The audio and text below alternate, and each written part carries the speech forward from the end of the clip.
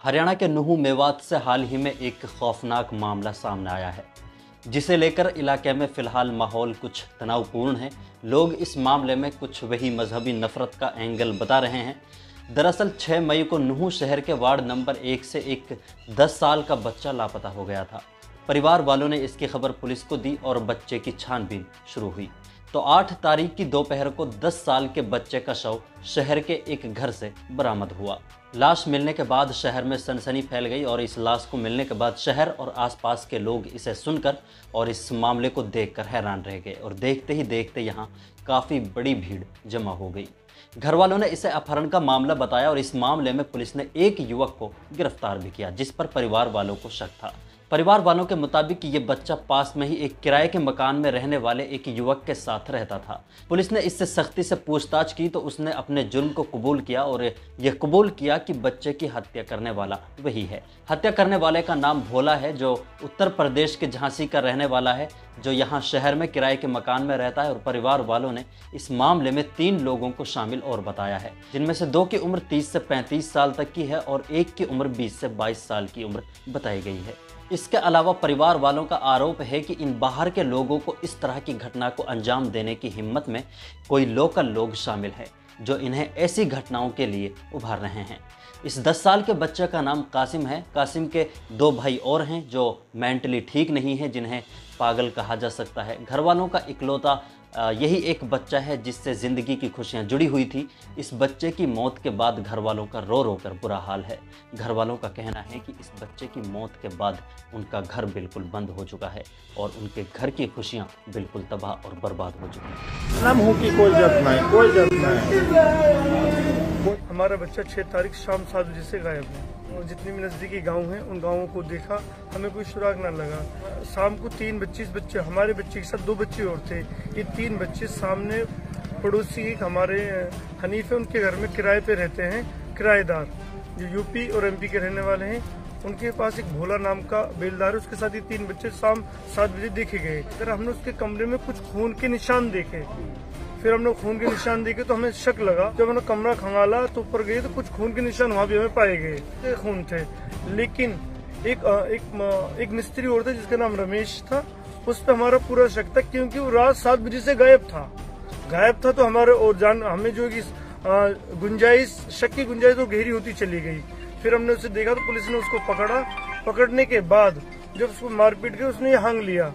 लेकिन कुछ लोग इन किराएदारों को लेकर बड़े फिक्रमंद हो रहे हैं, जिससे उनके रिश्तेदार हूँ, वो लोकल है। हमें इस चीज की जानकारी चाहिए, पुलिस हमें कोऑपरेट करे। और मैं ये चाहता हूँ कि पुलिस हमें और कोऑपरेट करे और जो लोकल बंदे इनको साथ दे उसकी जानकारी हमें मिलनी चाहिए।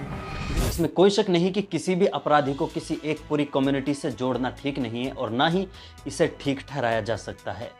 किसी एक अपराधी की वजह से पूरे समाज या एक पूरी कम्युनिटी को गलत नहीं कहा जा सकता। लेकिन सोचकर देखिए, अगर यह मामला इसके ऑपोजिट होता और इस इलाके में खासकर नुहू शहर में अगर इस कासिम नाम के बच्चे की जगह ये दूसरे समाज का बच्चा होता और इस खौफनाक काम को अंजाम देने वाले लोग दूसरे समाज से होते, तो फिलहाल इस इलाके का माहौल क्या होता और देश भर में इस मामले के बारे में क्या क्या चल रहा होता। तो ऐसे में एक खास पॉलिटिकल पार्टी चिल्ला कर पूरे देश में इस मामले को मजहब का नाम देकर इस मामले को इतना बढ़ा दिया जाता कि हालात को कंट्रोल करना बहुत मुश्किल हो जाता। इन अपराधियों के तार ना जाने पाकिस्तान समेत कहां से जोड़ दिए जाते और अपराधियों के मजहब को लेकर चिल्ला कर गला फाड़ दिया होता और शहर के शहर और सड़कें जाम कर दी जाती। मैं ये बातें इसलिए कह रहा हूँ कि अभी सिर्फ कुछ ही दिनों पहले यहाँ एक औरत को गलती से एक मामूली सा छोटा सा एक कंकर लग गया था, जो खेलते वक्त उछट कर जा लगा था। इसकी वजह से इसी शहर के एक मदरसे के 7-8 साल के बच्चे को जेल भेज दिया गया था। इसी शहर के एक खास समाज के कुछ नफरती लोगों ने इस छोटी सी गलती को पूरे देश में फैला दिया था। इस छोटे से मामले के बाद इसी नुहू शहर में गोदी मीडिया के रिपोर्टर्स की भीड़ मच गई थी। यही वजह है ऐसे लोगों को यहाँ फितना कहा जाता है।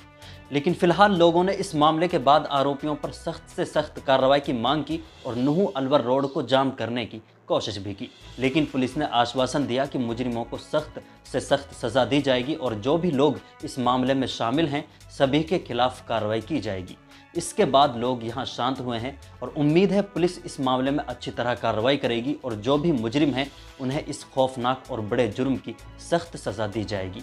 इलाके के लोगों से भी एक अपील है कि इस मामले को कोई अलग एंगल देने की कोशिश ना करें। जो हुआ निहायत अफसोसनाक और बहुत बुरा हुआ, लेकिन किसी भी मुजरिम को किसी एक खास समाज से जोड़ा नहीं जा सकता। समाज में रहने वाले मुजरिम सभी के लिए मुजरिम हैं और उम्मीद है ऐसी खौफनाक घटना कभी सामने दोबारा नहीं आएगी। फिलहाल देश भर में लोकसभा चुनावों की वजह से माहौल गरमाया हुआ है। जहां खुद प्रधानमंत्री धर्म के नाम पर सत्ता में रहना चाहते हैं और मुसलमानों का नाम ले लेकर प्रधानमंत्री हिंदुओं को खुश करने की कोशिश में जुटे हुए हैं, तो वहीं प्रधानमंत्री की भारतीय जनता पार्टी की एक नेता ने इस चुनाव के बीच एक ऐसा भड़काऊ बयान दिया है जिसे लोग सोशल मीडिया पर खूब वायरल कर रहे हैं। महाराष्ट्र के अमरावती से भाजपा की सांसद नवनीत कौर राणा ने 2013 में अकबरुद्दीन ओवैसी की तरफ से दिए गए एक बयान का जिक्र किया और उसका जवाब देते हुए कहा कि वो 15 मिनट की बात करते हैं लेकिन हम 15 सेकंड मांगते हैं। अगर 15 सेकंड के लिए पुलिस हटी तो ये नहीं पता चलेगा कि ये दोनों भाई कहाँ गए। छोटा भाई बड़ा भाई ना, छोटा